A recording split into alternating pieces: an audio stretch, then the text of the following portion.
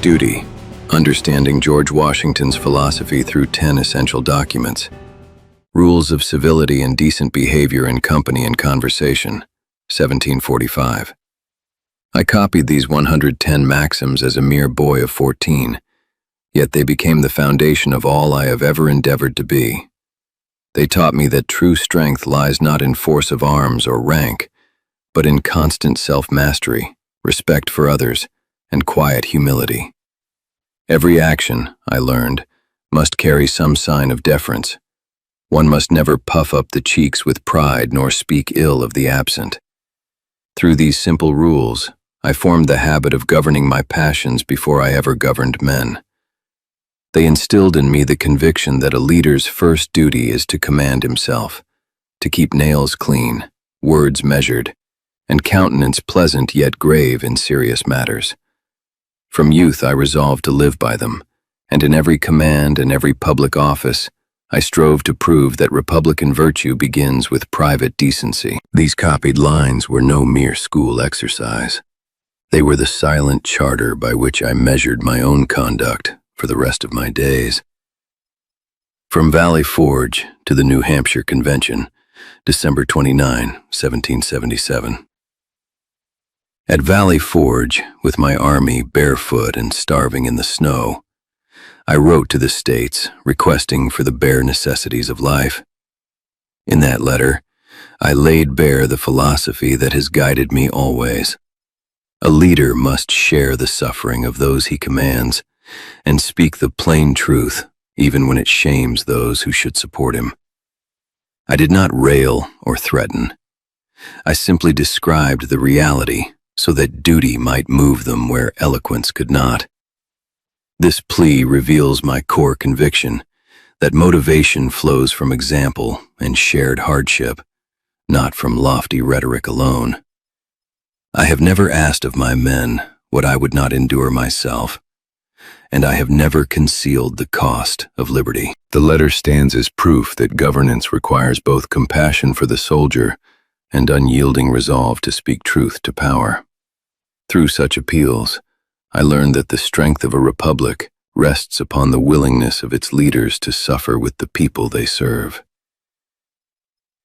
Newburgh, addressed to the officers of the Army, March 15, 1783. When my officers, weary and unpaid, threatened rebellion at Newburgh, I addressed them not with anger, but with the full weight of my own honor. I read them a letter from a congressman and then, in a moment of profound silence, put on my spectacles and said, "Gentlemen, you must pardon me. I have grown gray in your service and now find myself growing blind." That single gesture calmed the storm. The address embodies my deepest philosophy.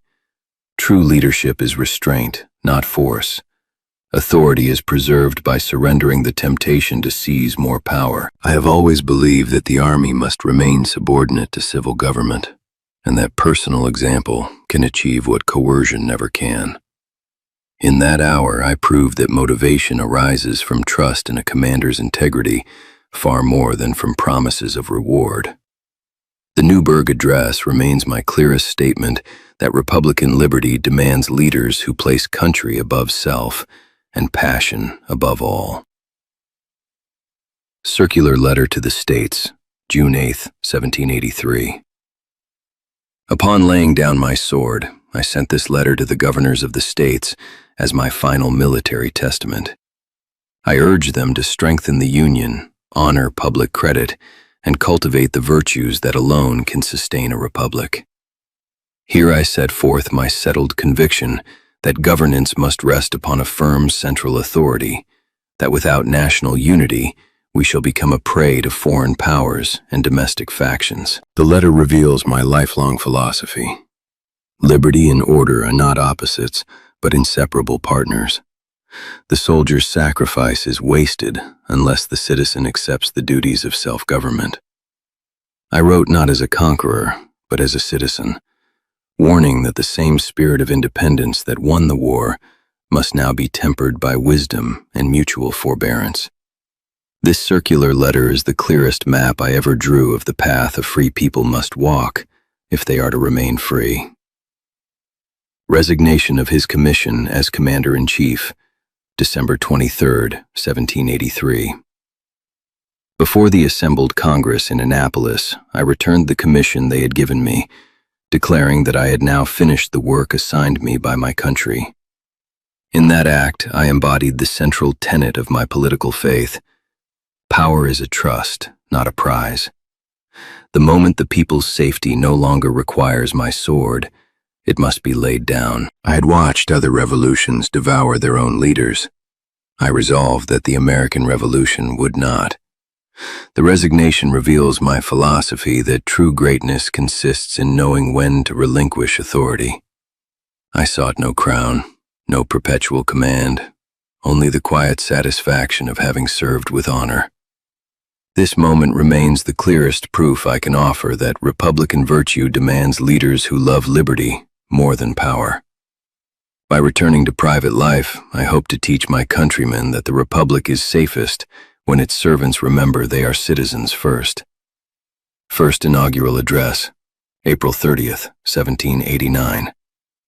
Standing before the people as their first president, I spoke with the deepest sense of inadequacy, calling the office an ocean of difficulties and placing my reliance upon Providence rather than my own strength. I confess that no one was more sensible of the magnitude of the trust or more conscious of his own deficiencies. This address discloses the core of my philosophy. Leadership is a burden accepted out of duty, not ambition. Humility is the first requirement of high office. I have always believed that no man governs well who does not first acknowledge his dependence upon a higher power and upon the wisdom of the people. The inaugural stands as my public pledge that I would administer the government with the same integrity I had shown in war, not for personal glory, but for the permanent happiness of the Republic. Farewell Address, September 19, 1796. In my final message to the nation, I warned against the baneful effects of the spirit of party and the dangers of permanent alliances with foreign powers.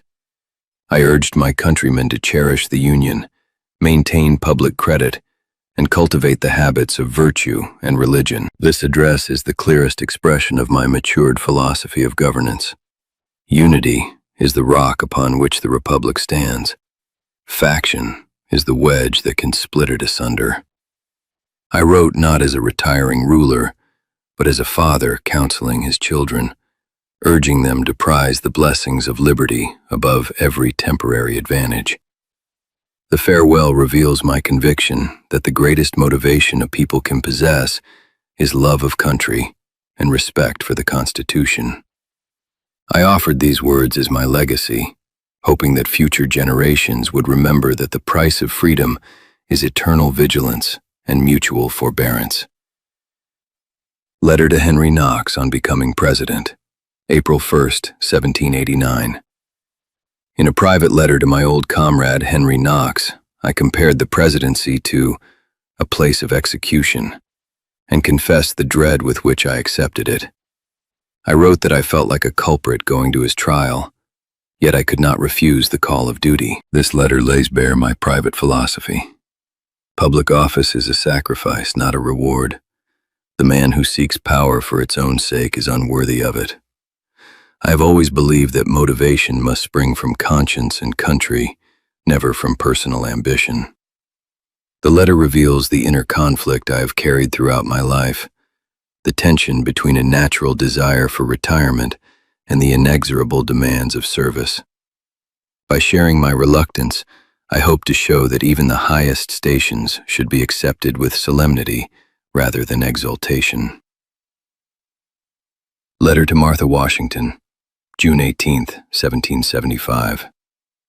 When Congress placed the command of the Continental Army upon me, I sat down in Philadelphia and wrote to my dearest Martha the letter that still weighs upon my heart. I told her plainly that I had used every endeavor in my power to avoid the appointment, not from fear of danger or toil, but from the knowledge that no greater unhappiness could befall me than to be torn from her in our quiet home at Mount Vernon. I confess that I should enjoy more real felicity in 1 month with her than I could hope to reap abroad in 7 times 7 years. Yet I accepted the trust, because destiny and duty left me no honorable choice. This letter lays bare the central truth of my philosophy of leadership. Public service is a sacrifice, not a prize. A man who seeks command for his own glory is unworthy of it. I have always believed that the truest motivation arises from conscience and country, not from personal ambition. I wrote to Martha not to boast of the honor thrust upon me, but to beg her to summon her fortitude so that my absence would not break her spirit. In that private confession, I revealed what I have tried to live by in every station I have held, that a leader must first govern his own heart, place the good of the Republic above his private happiness, and trust that Providence will bring him safely home when his work is done. By these words, I hope to teach my countrymen and myself that liberty demands the constant surrender of personal ease to the greater cause. Diaries and General Orders, 1775 to 1783, and Constitutional Convention Notes. Throughout my life, I kept regular diaries and issued thousands of general orders, meticulous records of daily discipline, farm management, military strategy, and political deliberation. These writings reveal my philosophy that leadership is above all a habit of methodical attention to detail. I never trusted to inspiration alone. I believed that greatness is the sum of countless small acts of self-discipline performed consistently. The diaries show a mind constantly examining its own conduct, measuring progress in virtue and efficiency alike. The general orders demonstrate my conviction that an army, or a nation, is strengthened by clear expectations, fair treatment, and the example of its commander. Together, these manuscripts prove that my approach to governance was never grand theory, but daily practice. Rise early, account for every hour, reward merit, punish only when necessary, and never cease striving for improvement. They are the quiet record of a life governed by duty rather than by desire. Conclusion: a summary of my philosophy. Throughout the course of my life, I have held one unchanging conviction. True leadership is first and last the government of oneself. A man who cannot command his own passions, who yields to ambition or to ease, is unfit to command others. I have therefore striven always to place duty above desire, humility above pride, and the good of the Republic above every private happiness. I have believed that power is a trust to be exercised with restraint and relinquished the moment the people no longer require it. That unity is the lifeblood of a free nation, and faction its mortal enemy. That liberty demands both courage in the field and self-mastery in the council chamber.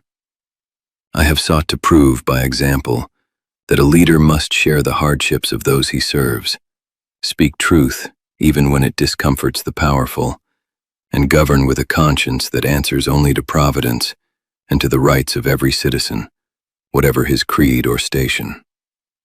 In all things I have endeavored to show that Republican virtue is not a lofty theory, but a daily practice of decency, justice, and moral consistency. This, in the end, has been my whole philosophy, that the strength of a free people rests not upon the genius of their rulers, but upon the character of every man who resolves to live uprightly, to sacrifice willingly, and to leave the Republic more virtuous than he found it.